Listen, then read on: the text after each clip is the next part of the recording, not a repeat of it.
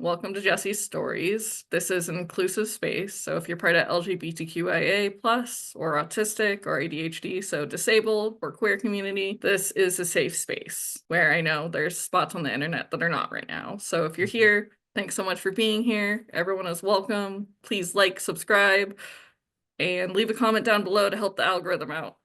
And today I am happy to have on Andrew, if you would introduce yourself and tell everyone what you do. Hi, Jesse. Just want to first say thank you so much for having me on the podcast. I've been looking forward to this. But yeah, for people who do not know me, yes, I am a cult survivor, podcaster, and digital creator. And I was raised in a religious cult known as the Independent Fundamental Baptist Movement.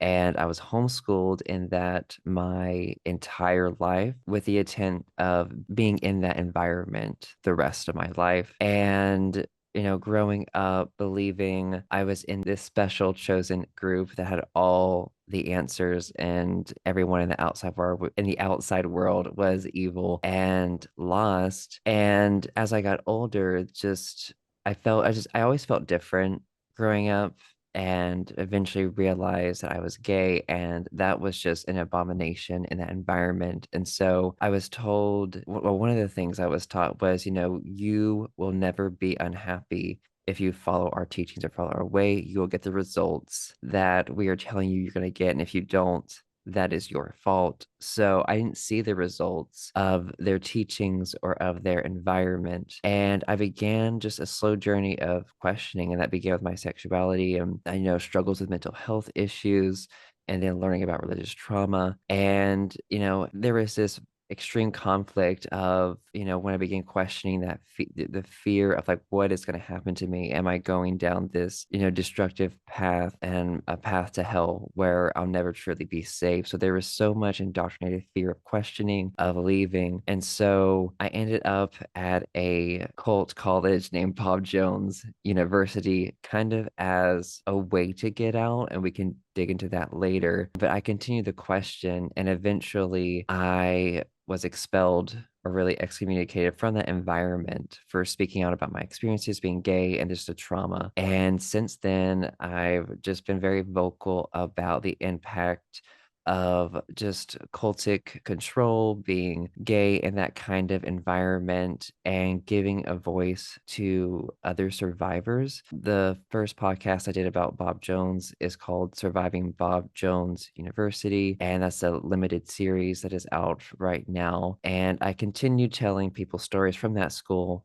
and its affiliated ministries in my current podcast called Beyond BJU. And yeah, I mean, I've just been healing and processing out loud for the past several years. And, it's a different way to do it. When I was excommunicated, I went out running and yelling and I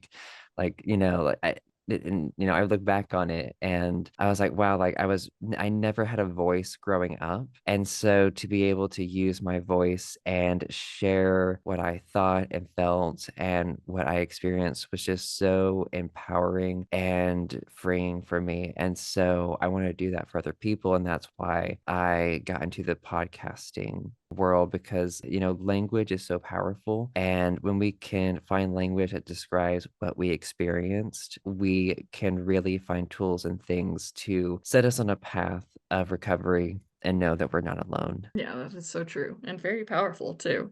Like, especially when you do come out, because you're relearning how to exist in the world. At Yes. least from my own experience, you're relearning what actually is, I guess, right versus wrong versus it's Mm, okay, this gray area. It doesn't have to be so black and white. But yeah, you really are pretty much like a toddler again, relearning how to walk. And it's sometimes not steady, sometimes each step takes a little while. I like the way you've said that. That's very true. I know with me, just talking to others, period, whether it's cult experience or just queer or both, or just one or the other, or disabled, just hearing every single person's perspective and experience helps me personally, at least, understand myself better, understand my own experiences within the cult before entering the cult, and helps me honestly write my memoir too. But yeah. yeah, uh, no, yeah, I agree 100%. And yeah, I mean, it's it's empowering because you're creating community through sharing these stories, and people know that, oh, I'm not alone. And it is such a lonely experience to come out of that environment feeling so behind, like you were saying, just on so many things, having to grow. And like there are times I'm so hard on myself and I'm like, why can't I just, be like this or do this yet? But just kind of learn to give myself grace as I'm, yeah, on this journey. So true. That's very important. And then can you explain what Independent Fundamental Baptist IFB movement stands for and what it is, its function? Yes, yes. So, yeah, the Independent Fundamental Baptist Movement, and I'll refer to it going forward as IFB because it is just a mouthful to say so long. But yeah, so the Independent Fundamental Baptist Movement. Yeah, so it's interesting because there's two people kind of involved with it. The first person, J. Frank Norris, he kind of started it a little. Like, he's not, people give him some credit because they just don't want to ignore him, but he wasn't successful with starting the movement. So he started independent Baptist churches in the 1930s, and they didn't really take off until the 1950s with Jack Hyles. But Jack Hyles, he is the one that everyone attributes. I'll just say he's the one that made the independent fundamental Baptist movement popular, and he made it just blow up and expand. But to understand the IFB, I think it's important to understand really just, I'm not going to go too deep because it's a lot, but just fundamentalism in general. So in the 1920s, there was just a major reaction in Christianity to modernism, to evolution, to just things being taught in public schools. And so there were different Christians that saw this as a threat to their religion. So they were like, no, like you're attacking the fundamentals of Christianity, like, a literal interpretation of the Bible. You're attacking the creation story, which they saw as the truth. And oh, you're introducing ideas outside of our belief system. So we are just harping down on our beliefs, and we're also just going to create our own schools. And it's important to note too that racism is also a big part of fundamentalism starting. So in the 1920s, Bob Jones Sr., which we'll get into Bob Jones University later, he created this doctrine of separation. And there is a book coming out soon called Fundamentalism by Dr. Camille Lewis, who is a big part of the Surviving BJU podcast happening because of just all the research and documentation that she's done. But yeah, so there's a doctrine of separation, but I always think in my mind doctrine of segregation. And it was just about this worry also about the races intermixing. So let's separate from these other races, other people, create our own insular worlds and indoctrinate future generations into our ideals. And so with that kind of as just a light, I know like already there a lot to unpack, but with that kind of as a base level of understanding. So again, there's that fear of difference, fear of the outside world, fear of anything outside of our belief system. And so with the independent fundamental Baptist movement, it was a reaction to what these different people, men and like pastors, saw as people straying away from the truth, even in Baptist denominations. So the IFB is not really a denomination. People call it a movement. Some people call it a sect. I call it a cult because of the control and manipulation and coercion. And a lot of the survivors call it a cult too. But so it started in or became popular in the 1950s with Jack Hyles. And so it's just so interesting how in these groups, it's like, no, you're not doing it good enough. You're not doing it right. So we're breaking away from you and creating our own thing.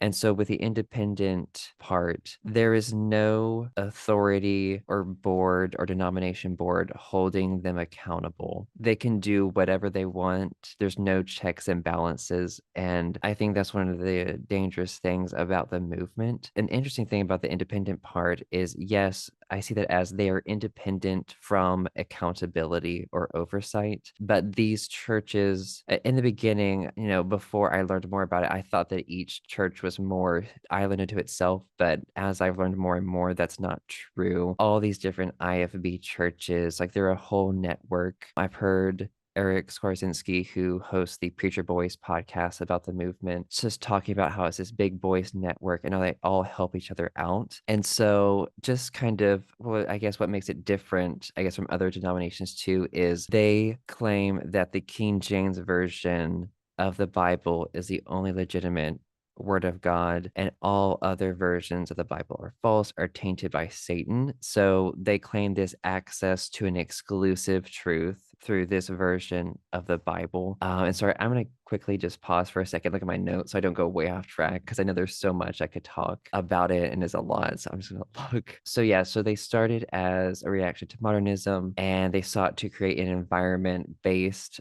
on their fundamentalist beliefs and isolating themselves from broader society and establishing their own churches, schools, and literature. So when you get involved in the movement, it's not just a part of your life, it becomes your entire life. And so they create this very insular environment where you're at this church cult that's where your friends are there, your family is there. A lot of IFB churches even have Christian schools. So, within the movement, parents put their kids in either a Christian school that is IFB, or you homeschool your kids, and anything else is just giving your child over to Satan. So there was so much fear of going outside of anything that they did, and fear of the outside world and influence. And with the IFB, they took the separation part to another level with separating from all other Christians who believe differently from them. Like they really believe that they're the only ones that are right and everyone else is wrong. So yeah, so that separation from other Christians is called secondary separation. And a big part of the movement growing is called soul winning. Yes, I know soul winning, winning souls for Christ. It is their form of evangelism. So the IFB is so big on numbers. So the IFB church cult I grew up in, there were boards on each side of the auditorium where it had the numbers of each bus that would come in. So the bus ministry is greatly associated with the IFB of sending buses out into the area and bringing people in. So it was all about keeping up, like, oh, how many numbers can we get? How many people can we get saved?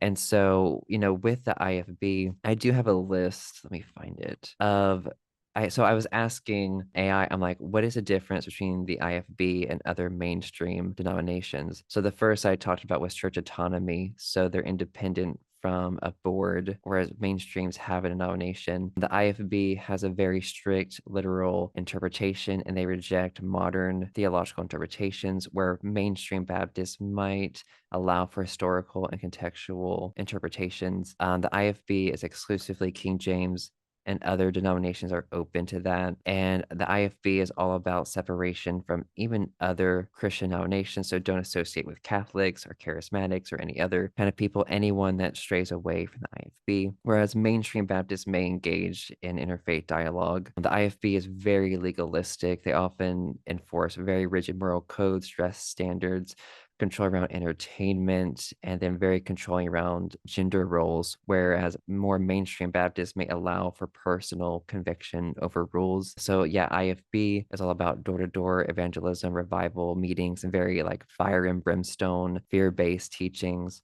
where mainstream Baptists, they also value evangelism, but they might not be as much focused on that. And it's interesting because what Baptists talk are known for is about grace through faith alone. So for example, you're saved and going to heaven through believing in Jesus Christ, and that only alone could save you. And so a lot of people, and that's called eternal security. That's another doctrine. Once you're saved, you're always saved. But the IFB is very deceptive about that. It's through grace. If they were really honest about what they teach, they would say through grace, through faith alone, as long as you believe and act and follow our rules exactly as we do. There's this assumption that if you're truly saved, you will be just like us and believe just like us because we are right and everyone else is wrong. And so, very legalistic, very deceiving about that, and a lot. But yeah, so they create this very insular world, and it's all about getting the family in. So very family-based kind of environment. So homeschooling is known throughout the movement. There's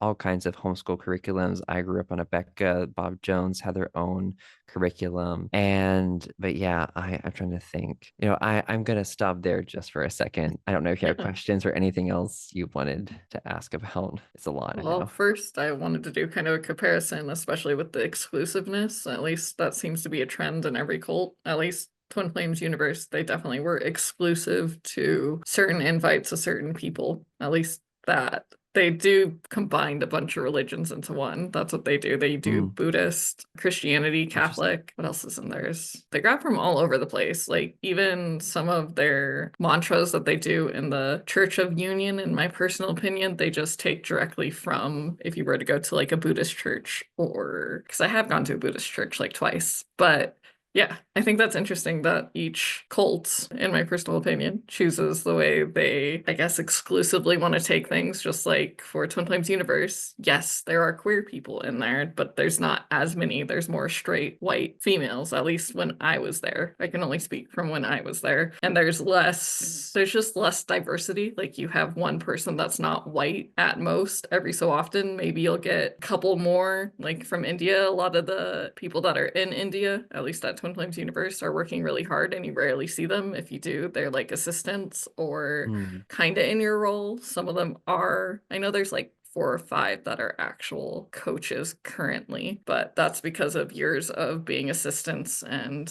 working for free oh, wow. in my personal experience of seeing it happen. But I just wanted to do a little comparison of that. And you did a really good job explaining that too. You did a little bit of the beliefs. Oh, what were things you were taught being homeschooled with Yeah, I the mean, do you mind if we dig into the beliefs more? Because I could dig some into that if you're fine with yeah, that. definitely. What are their Yeah, beliefs and practices? yeah. So I know I've covered I think a few what they're like, but yeah. So for people who the IFB is very similar to the Institute of Basic Life Principles for people who have seen the Shiny Happy People documentary and are familiar with the Duggars. And it's interesting because it's not talked about as much, but the Duggars are involved with the IBLP, but they were also grew up independent fundamental Baptist also, which not people don't talk about as much. But yeah, they have very strict rules. I think I want to emphasize what I didn't emphasize before is strict rules around like gender roles. Everyone has a specific role that is designed by God, and if you do not follow out that role, danger is going to happen. And in the IFB, Christian nationalism is also all throughout it.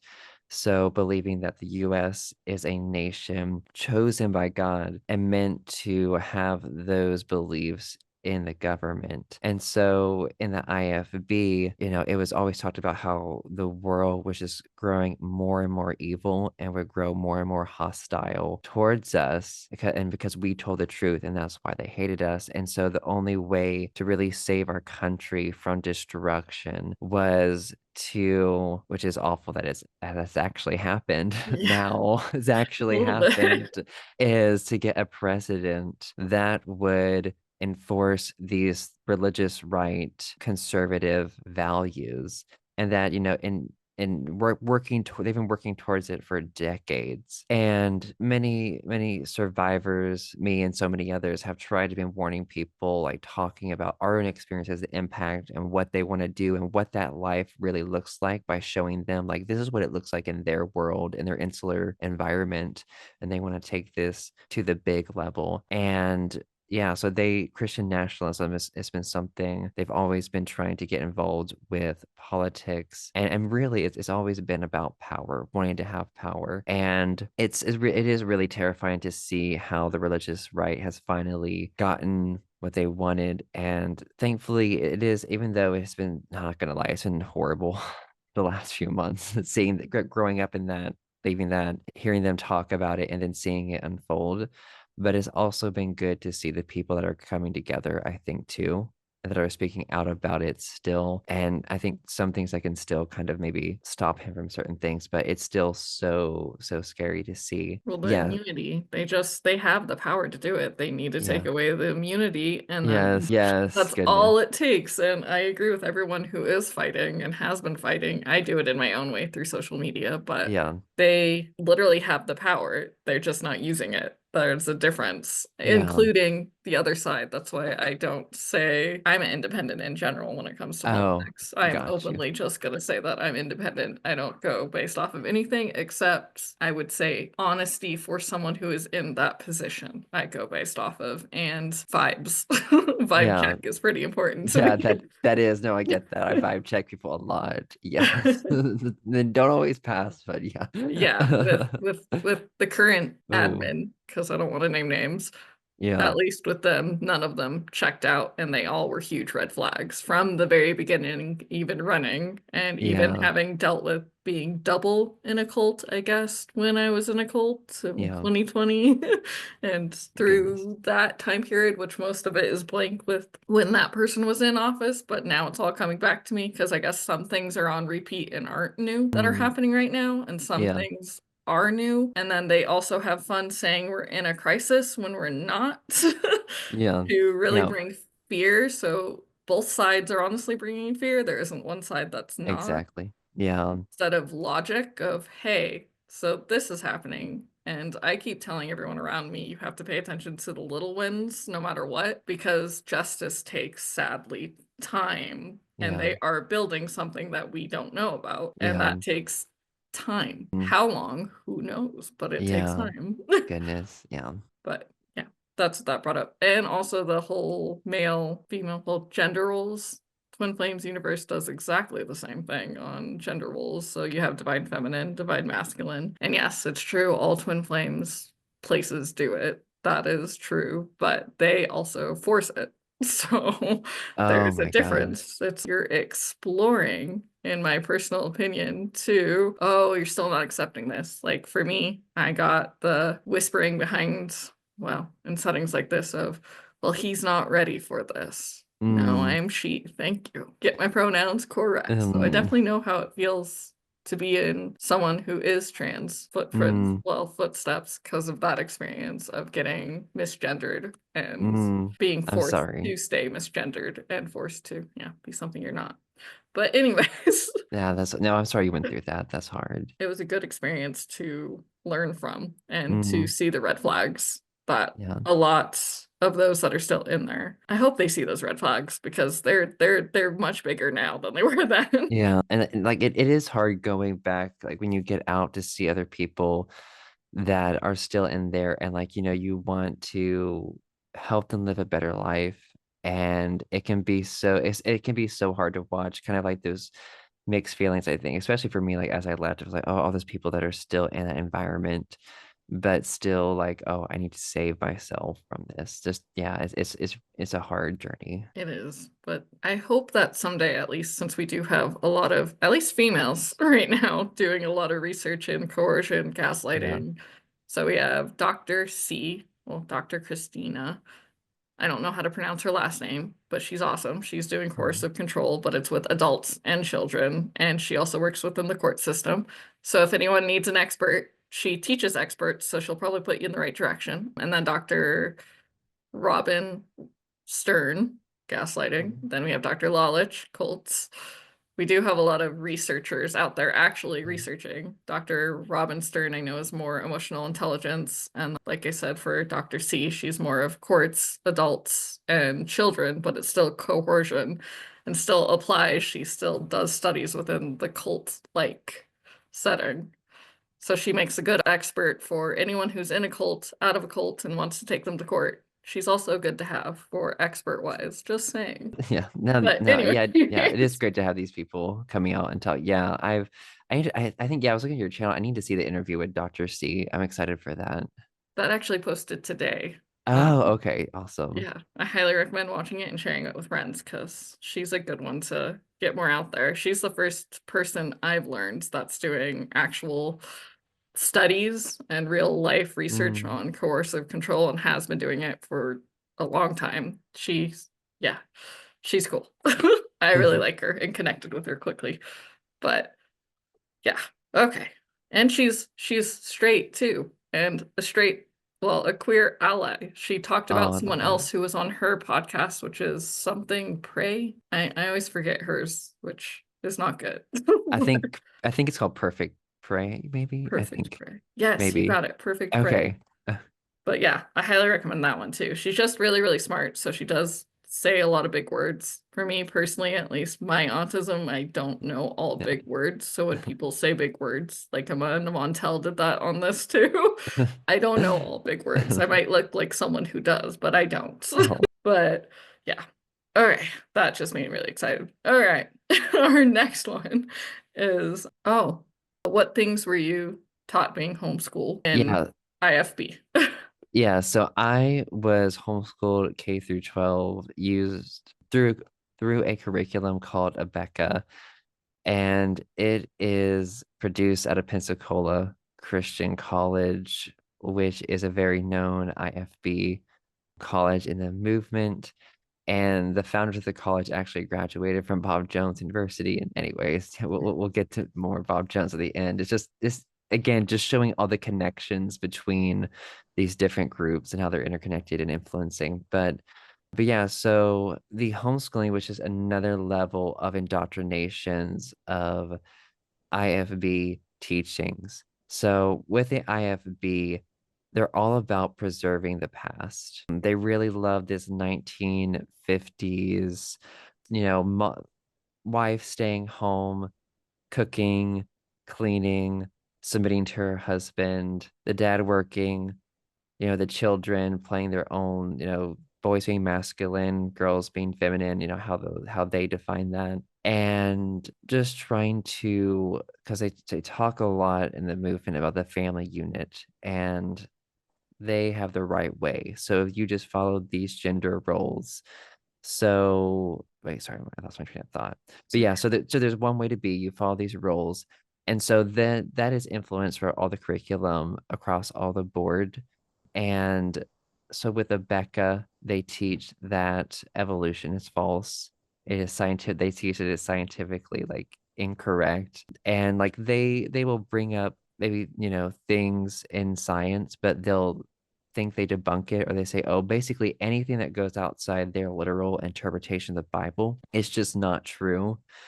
Is definitely like very, very biased and tries to instill very conservative values. And like my thing is like it's fine learning. Well, the thing with indoctrination is that you're not given the other viewpoint. You're taught there's one way, and so, I think it's fine to teach some differing viewpoints, but that was just not, that did not happen for me growing up.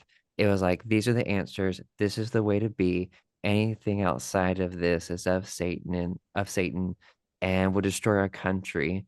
So there is this kind of, this impending doom that was happening that, if we did not get on this track or instill these values, the country would fall apart again.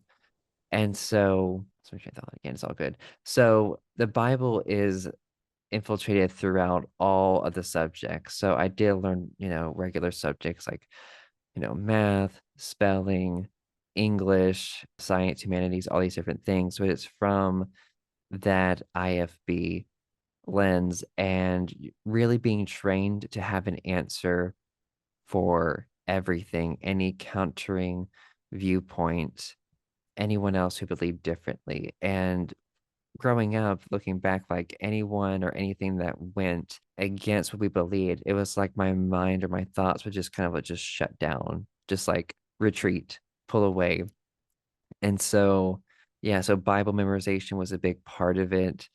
As I got older, like learning more theological things, I remember at 17 years old, one semester doing an Beck book on just learning for a semester about the book of Revelation, learning about signs of the end times and the different seals and revelation. And yeah, so that kind of scary stuff too in that. But yeah, so just a continuation of IFB teachings and the world and their values, but just infiltrated in whatever way they could throughout. Even in math, they would have Bible verses and things throughout the textbooks, just any way they could fit it in. I'm sorry, Doesn't I sound can't. fun. Oh, sorry, your sound cut out for a sec. Sorry, I was saying the whole Bible memorizing doesn't sound fun to me No, personally. That sounds no, really it's not. boring. Yeah, it's not fun. No, No. but yeah. And then when did you realize your queer identity? Yeah, so as I got older, like I always felt different, and I tried so hard to fit into the role or the way of being that they wanted, and I felt, felt like, oh, what's wrong with me? What's wrong with me? And kept trying so hard, and it was around like 16 years old that I had noticed some kind of, you know, feelings and attractions for the same gender. And it was actually at the group's yearly youth conference they would do. And for people who don't know what that is, so in the movement, they're known for different conferences, and youth conferences is one of them. Different IFB churches will travel to an IFB church that's hosting a youth conference, and it's usually like a week long. Maybe best way to describe it is like a youth revival almost. And you are there, and yeah, it's usually, yeah, it was a week long, and there's usually like three services a day, and it's very teen focused. So in the movement, purity was a thing that was emphasized so much, especially sexual purity. So saving sex for marriage, and, not like LGBTQ plus people, just an abomination. Like you were just a horrible, awful person. Like there were so many like teachings about, gay people deserving to die of AIDS, and the they love to talk about the Sodom and Gomorrah story a lot, which they take out of context, but that's a whole other area. So there is so much fear and hatred of gay people, and I mainly heard the term sodomite growing up. I don't think I really heard the term like gay people. So like very hateful, very bigoted, and so that was, sorry. I don't know what that means. What does sodomite mean? Well, thank you for asking that. Yeah, so with this story of Sodom and Gomorrah, long story short, they teach that God destroyed this city of Sodom and Gomorrah because they were gay, basically. And so yeah, so with like sodomy, so basically like gay sex. So it's a very derogatory term, dehumanizing term that reduces someone to just one thing, and it's never used usually in a positive light. But yeah, sodomite, yeah, it has its origins, yeah, from the Bible and that story. Is that a good explanation? Yeah, that helps explain. So it's pretty much put in simple terms, like bad because Y- it's two people that are of the same sex having sex. yes. Yeah, yeah, so yeah, so that was the term that I heard. And my sexuality was a big catalyst for me questioning. But when I realized it, so at this youth conference where, all IFB youth were getting together, hearing all these different IFB youth pastors and pastors talk about purity and like not drinking alcohol, not listening to rock music, just trying to reinforce more control and fear over us as we're getting older and we're normal human beings having normal human desires, but that environment tried so hard to get rid of your humanity so much. Any emotions or feelings like outside what they wanted, just like cutting that off and getting rid of it. Die to self is a common phrase I heard a lot. Like you need to die to self, die to self, die to self. So getting rid of anything in you that does not align with them, just breaking you down. And so at this youth conference, it was, I think, in the one in 2016, that I ended up having strong romantic feelings with someone of the same gender. And it was so confusing to me because I was taught a very specific version of what, gay people are like. And so growing up, taught that they're evil, they're awful. they're child rapists, blah blah, whatever, like this very awful view. And I'm like, oh, like I'm having, these romantic or these emotional strong feelings. And because of my indoctrination, there's of course an internal struggle, and there was shame, guilt, and there was a lot of trauma, mental health issues. I fell into a deep depressive episode, and was just like praying and begging. And I believe that, oh, if I don't change my sexuality, that God is going to kill me. Like that's what I really believed. Like I was made to be so afraid of that. And so after that moment of figuring that out, trying so hard to pray and pray and pray, I began kind of on a journey of like, can I be like both of these things, or do I need to leave? And it really made me question like, oh, well, if they're wrong about this, what else are they wrong about? And that kind of started me on that journey. So I'll stop there for now.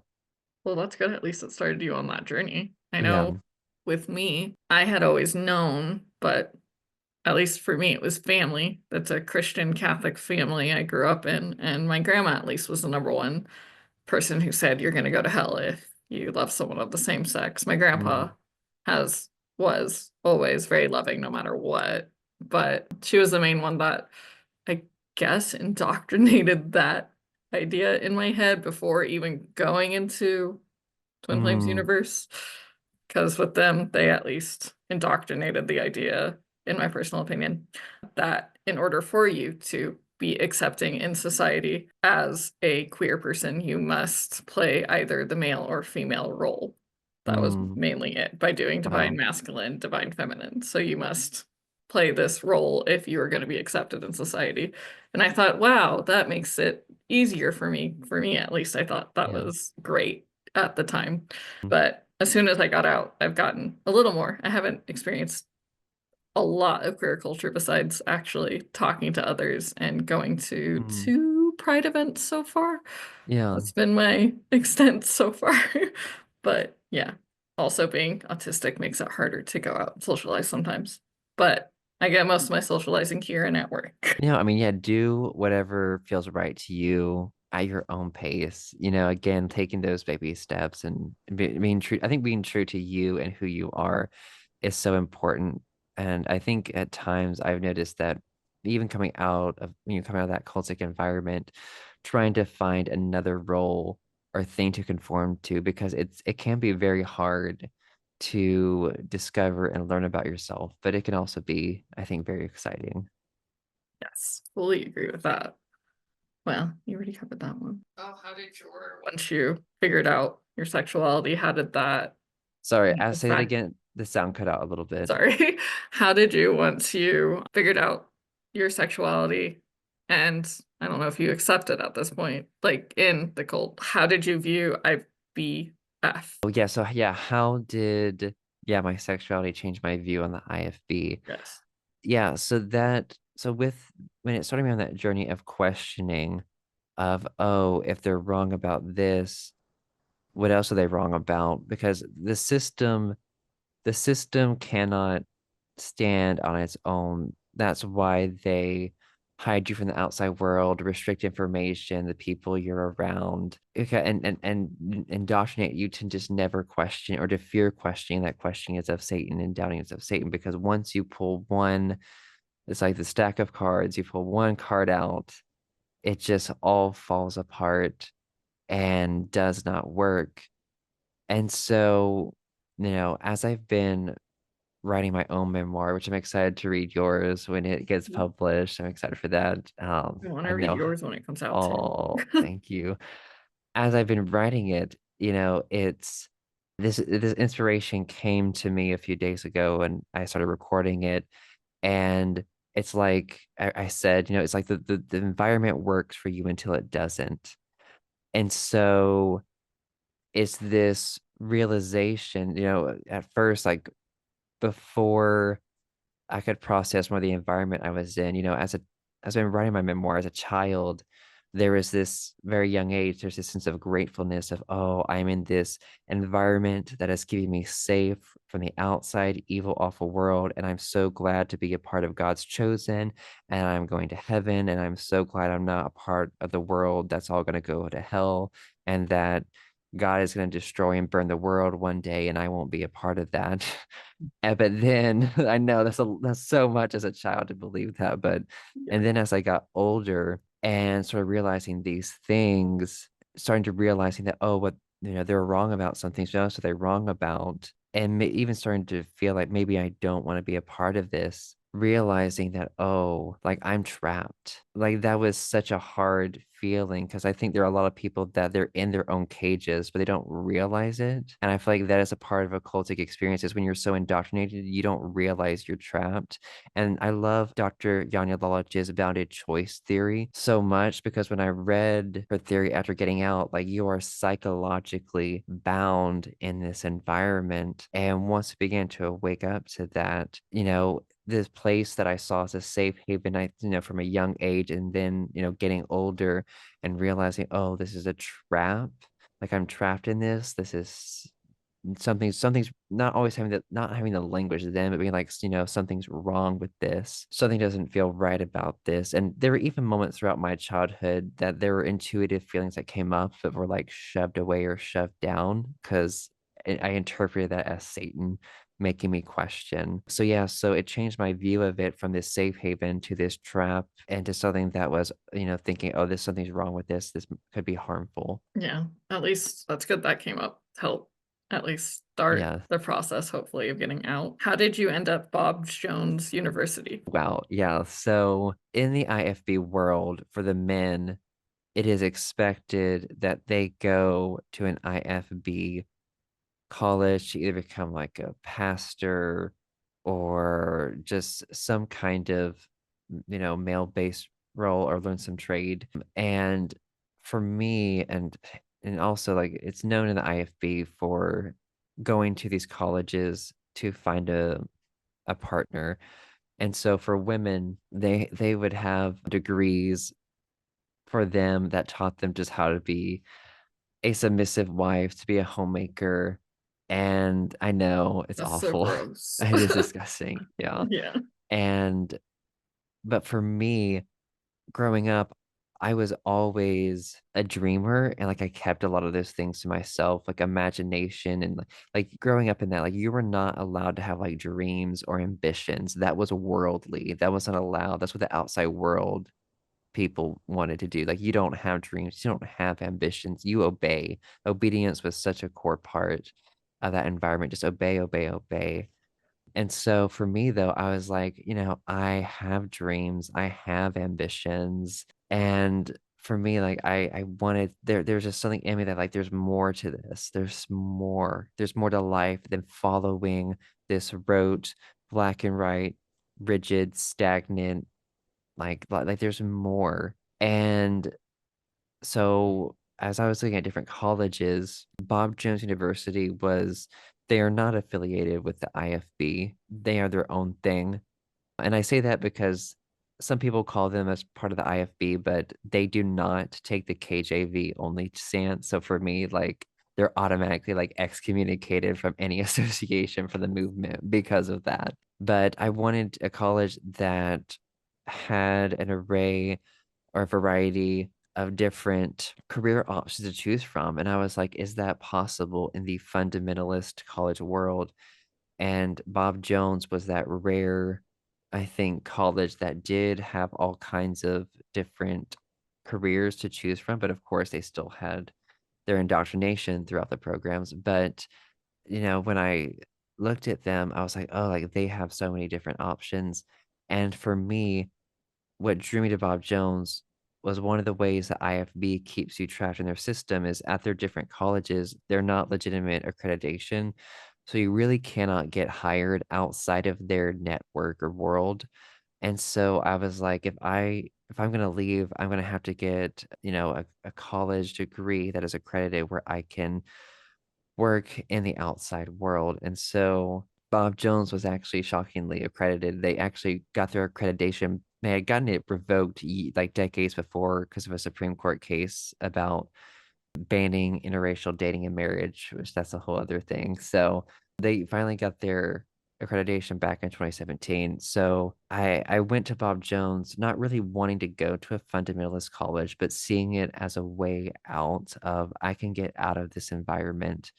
If I go do this for 4 years, get this, accredited degree, and I can go in the outside world. And I also just wanted to get from under the control, of my parents, just growing up in that my entire life under my parents' authority, very much controlled, just wanting some kind of freedom. And so, yeah, I saw Bob Jones as a way out, even, and people at times slam me because, oh, like you're gay and you went to Bob Jones. But it was, for me, it was looking back, I was in a double bind. It was either stay in the IFB or go to some fundamentalist college. That's what I felt like my options were at that time. Well, that's understandable. I know Yeah. with me, that my majority was online, so even though the current gurus slash cult leaders claim that you can just close your computer, well, you have your cell phone, and I believe most people use your cell phones a lot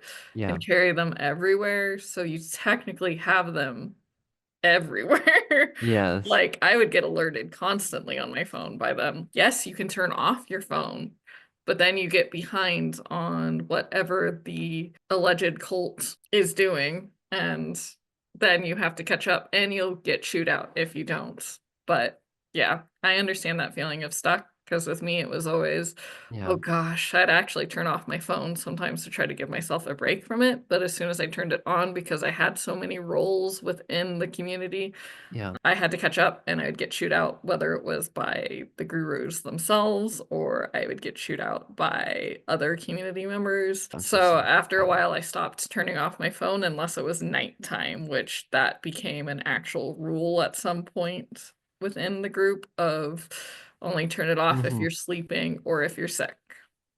Those Yeah. were the only two reasons to do that. Mm. So yes, people do use computer. We did that for Zoom, but you could also do Zoom on your phone.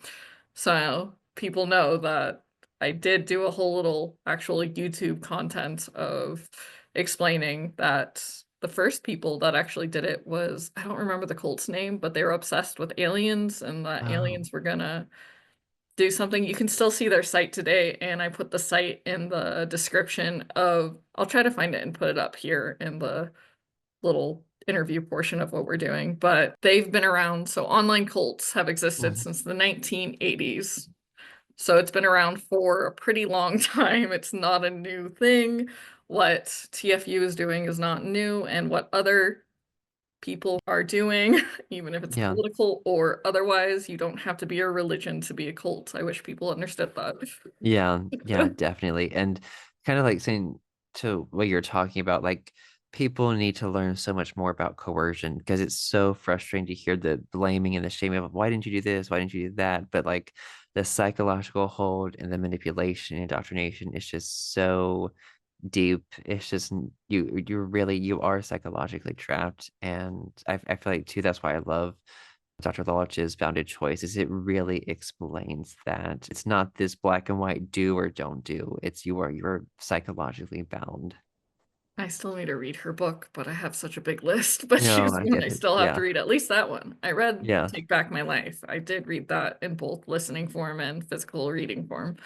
But yeah, but I'm happy that we also have, which I hope Dr. Lalich works with Dr. C because they could honestly do a lot of good. And I Mm-hmm. would hope that being those who work within emotional intelligence, coercion, cults, and ex-members ourselves, it would be cool if Mm-hmm. we could all come together instead of all separately having, like, I know a little bit culty still exists, stuff like that. Instead of all doing that, if we could all come together, bring our own Yeah. experiences, add to the research of what they're already doing. Mm, yeah. If we could do that, that would honestly be good because then there is more facts versus this is a theory versus, Yes. like, there is facts with Dr. C, there is facts with Dr. Robin Stern. They have facts, they have factual data.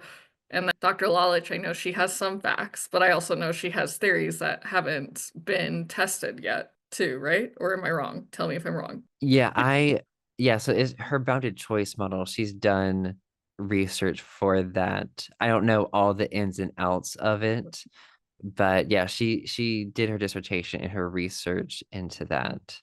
It's Um, good to know. That makes me want to read it more. But I do think I still stand strongly on that we should all come together because every cult that people have been in, we have something in common no matter what within the hmm cult teaching itself. And if hmm we could bring that data together instead of just sharing it widely on podcasts, which is great, and on YouTube, hmm which is great, getting the word out there, but it's still hard to get it out there. If we could get that factual data for those that pay attention to data and somehow get it on a larger scale, that would be great. And Yeah. if we could get, I know one of my goals personally, that's why I hope to work with Dr. C myself, is to try to get into law in all 50 states, even the red states, coercion law of not just like, which I know Dr. C has a very similar vision to me. I didn't know that hmm until she announced it on her IG, but to have in the court system. Like Australia has at least an abusive relationship. It would be great if we had it not only child, adult, adult, adult, but in group setting law wise. It's just how that hmm would look and how we could figure that looking. I've been actually writing it down for myself to try to figure out a definition of how that can look in 3 different ways Yeah. and how the court system can do that. I actually have a video coming out that's YouTube content, not podcast content,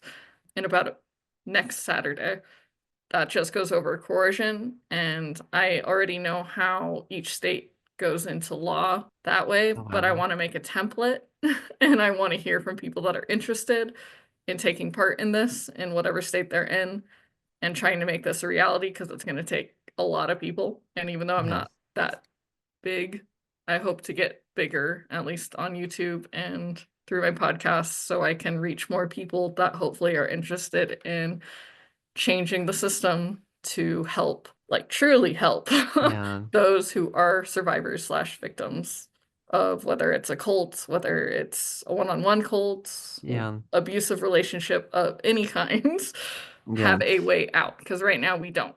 And we need to Yeah. get that. The only way of doing it, which yes, all cults, alleged or not, do something illegal. Yeah. But regardless of that, we also need to have a safeguard, which we don't have, and children especially too, which Yeah. that's what I also like about Dr. C's work. She does that with children. Actually, Dr. Robin Stern also works with kids too, but yeah, Yes, yeah, and like what I love too, Dr. Lalich has a book, Escaping Utopia, which I love because I think children and cults is also something not covered a lot for those of us who grew up in that is very difficult. But yeah, back to what you're talking about, the coercion stuff. Yes, that is a commonality between all these groups. And for so long, because I love that you emphasize too that not all cults are religious. And that is definitely true because, some people can get out of religious cults and like get involved in another cult that has no, religious beliefs at all. And so I think that's why putting the safeguards of coercion, learning about coercion, the education is so important to protect ourselves from this. So yeah, thank you for the work that you're doing to work towards that. That's inspiring. well, thank you. And Of I'm going to course. try to bring other ex-members aboard too that choose to be a part of this Yeah. in whatever state they're in, because I know everyone's in different states. And helping with templates. It's a thought process that I've only hmm announced so far and only written. Like I said, I want to make a clear definition because that's what each state will need, a clear definition Yeah. of what coercion is, why it's important, why they should care, and actual data. So Dr. C has data, Dr. Robin Stern has data, and I guess Dr. Lalich would have data, right? At least when it comes Yeah. to bounded choice. Yes. So getting data from each of them too. Yeah. And like she's interviewed a lot. I think she interviewed like over 40 children from cults too. Yeah. So she has her own research that she's definitely has done. Yes. Then I need to A read lot. both books too, because I Yeah. need to, part of getting this ready for everyone is having data available already. So the only work they have to do is sending it to the representative in state and hmm asking it to become law. And then representative presenting it in whatever state they're in Yeah. to whoever their governor or whatever they Mm. are. I guess governor because that's part of the process. So it goes through their court systems too, and eventually to the person who signs it that plays the role of president in that state. Yeah, But yeah, I did my research. I've been researching this a while. that's great. Just like I know Dr. Lalich is doing coercion stuff, which I'll write some articles still. And I actually have the interview, which she said I can send to you anyways if I do coercive stuff, and Oh that you yeah. can figure out what to do with it. So you'll have Oh, it's stuff funny. being sent your way. Yeah. Now, yeah, I'll be curious to look at that. But yeah. And yeah, thought that was important to bring up since we all are on the same, I guess, Yes. experience and Yes. can add to data and can add to Mhm. helping wherever we need to help, honestly. Yeah. But oh, can you explain the culture? Bob Jones University. Yeah. Yeah. So with Bob Jones University, here I am. I'm going from an already high control environment, really like right into another. And at first it did kind of certain aspects, I guess, felt more freeing not being under my parents, but there was still other aspects of control. So when you go to the college, you're not allowed to live off campus unless you're 23 or older. And they make that rule because I know most of their college students are 18 to 22 that are attending. And so you're forced to live on this campus, and they do that because they have this high control system in the dormitories, in the dorms where you live. And there's this hierarchy of leadership in each dorm. So at the top, there is a dorm supervisor. Then underneath, there is the dorm mentor. And then on every single floor, there is a residence hall assistant. And then when you're in the dorms, you are part of what they call discipleship groups, which meet several nights a week. That happened when I was there. And so there was a discipleship group leader for each group, and each group probably had like 3 rooms combined. And then each group had an assistant discipleship group leader. So you had all these leaders throughout all these dormitories making sure that their rules were enforced. And, just so I don't have to, I guess repeat too much. I mean, they had basically the same rules as the IFB, strict rules around clothing, gender roles, sexuality, music, media, where you even where you could go to church. So with that environment, very structured, very regimented. So again, so part of the culture, you're a college student taking these college classes, and you're part of these discipleship groups that meet several nights a week. We also had chapel several days a week during the day. I think it was like from 11 to like 11:35, where it was just like, singing songs, prayer, worship. And then we all had to recite the BJU creed every time we did chapel, which was so creepy. Even Yeah, like, that's yeah. messed up. Yeah, even the first time like when we did it, just like chills went over my body. And that's in the Surviving Bob Jones podcast. I have that in the intro of each episode of just the monotone reciting of this creed. And it's just basically that creed. It goes over just the fundamentals of what they believe, and you had to say it. You had to at least say you believe that creed to even go to the college, and you were supposed to participate in saying it. And I remember the president, during the time I was there, petted. I remember him telling a story of, when they were saying the creed, that he saw someone in the crowd who wasn't saying the creed, and he went and followed them afterwards and asked them why they weren't saying the creed. So yeah, so there was, if you were not saying the creed, again, you weren't conforming. And so again, in cultic groups, if you are straying in any way from what they teach or do or act or feel, again, you're seen as a danger, you're not seen as one of them, or maybe you're someone that needs to be like disciplined or realigned with the group or whatever. But yeah, conformity was just such a big part of it. And again, as I talked about, like authority was a big part of the IFB, also a big part of Bob Jones always being authority, no matter what. And so yeah, so discipleship groups, chapel, and then we were also required to attend a list of BJU approved churches. And so I can't remember how long the list was, but you had to choose from the list, and you could request to go outside the list, but they had to approve or disapprove it. Most of the time, anything outside their list, they of course disapproved of. And so, yeah, you were required to go to 2 church services a week. And so they would clear out the dorms to do that every Sunday. And oh yeah, I forgot to mention with chapel. When we're in chapel, our rooms are being checked. We had to clean them like several days. I think I can't remember how many days they were checked, like 3 to 4 days of the week. And there were times that, they would go through your stuff just to make sure like you did not have anything that was not approved. So there's a major lack of privacy. And another element of the control of the culture is a very surveillance type culture. They had this snitching system in place where if you saw someone breaking a rule and you did not report them, you were just as guilty as they were for reporting or for going against that rule.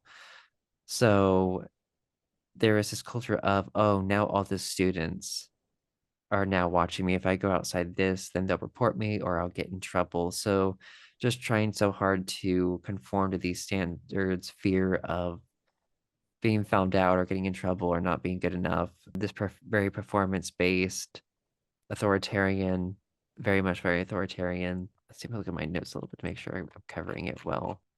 Yeah, so it was all about, and again, BJU thought their way was the only way. If you believed you were following God's way, you would automatically align with all their rules and their expectations. And there's just part of I think part what I learned through doing the podcast Surviving Bob Jones and Beyond BJU, because I asked Dr. Camille Lewis, who has done so much research and documentation of Bob Jones University, and I was asking her, I was like, what makes Bob Jones University different from these like other Christian colleges? And she said what's different is that there is just loyalty that is just expected and ingrained when you go to Bob Jones, being this loyalty to them that she hasn't seen at other Christian colleges before. And so, and that's one of the reasons so many people are afraid to talk about Bob Jones University and their experiences. They've had all kinds of scandals throughout the year.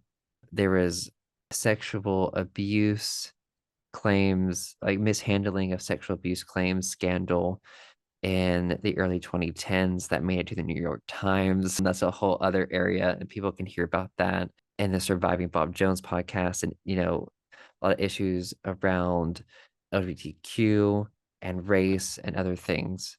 But yeah, it is just in this environment that's very authoritarian, that is very much surveillance. It's all about so much conformity, and it is just exhausting. And again, if this system is harming you, like you're not allowed to even question that. Like you're the issue. And there was no legitimate mental health assistance at the school either. They had biblical counseling, which wasn't really counseling at all. It was about blaming the person. It was getting the person to basically admit how awful and sinful they are, and then just to realign with the belief system.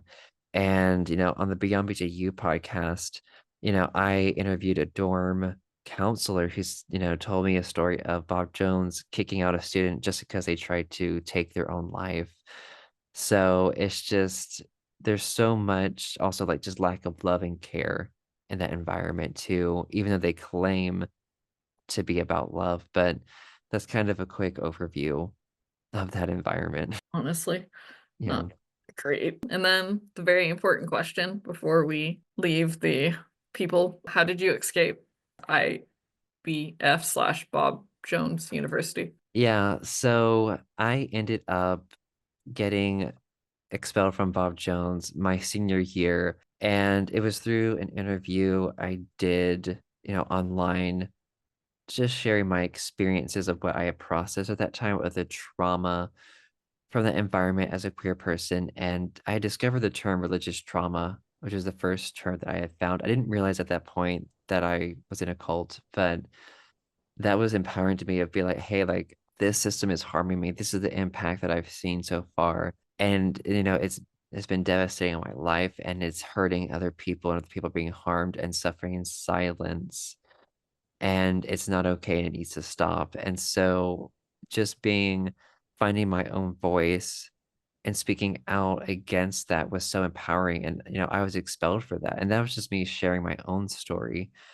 And, when I got out and something, that there's so much more. There's so many different aspects of my story, which is why I'm writing a memoir, so many interlocking pieces. But I had connected with a family secretly outside of the Bob Jones world while I was there, and they ended up like getting me out and honestly like really saving my life. Like I don't think I would be here at all if I had never met them.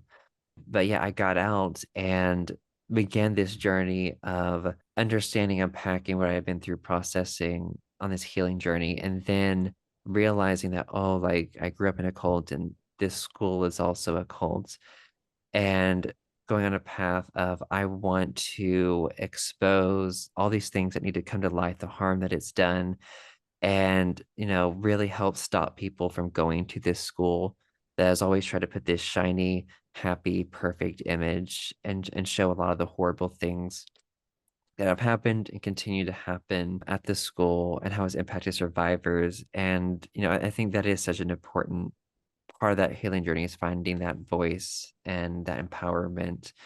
But yeah, I was expelled for speaking up about my experiences, coming out and just, denouncing their way of life. I'm glad that you got out, Yeah, honestly. me too. Oh my gosh. I know, because before that had happened, I had this like several long year like plan of this is how I'm going to slowly inch my way out and leave, because it just was so scary and just seems so hard, or at times nearly impossible to leave that kind of environment. Yeah, I definitely know the feeling. At least with me, my mom, and an article, I guess. First Sarah Berman's article, and then my mom were keys in getting me at Mm, least out, because no logic, at least. Actually, yeah, my personal experience and those I've heard from, you kind of lose logic when you're in there, yeah. and logic doesn't exist. It might seem like it does, just like at least from the cults I'm from, they say, yeah, this is logically how to do it, and here is spiritual. We combine both together. And I know Mm, sometimes they play that. Some other cult yeah. leaders from the past and present play on that too, of here's some logic, even though it's just insanity. Here you go. Yeah. But yeah, I get the feeling. And it's good to also hear from others that have same experiences. It's pretty It cool. does. Even Yeah. if they're different settings, it's still the Yeah. same experience regardless. Yes. Yeah, okay. And now we are going to end it. So thank you for being here, Andrew. And if you like the content, please like, subscribe, and pay attention for when I actually start doing it podcast style. I will keep everyone up to date. And if you want to go check out Andrew's podcast and more, it will be in the description. And if you want to learn about the book that he brought up a couple times, which I'll ask him for the link, that will also be down below. And embrace your truth, tell your story. I have a story to tell, you have a story to tell. Yeah. So let's all tell our stories. Yes. Love it. Till next week on Saturday, 10 a.m. Eastern Standard Time. Peace.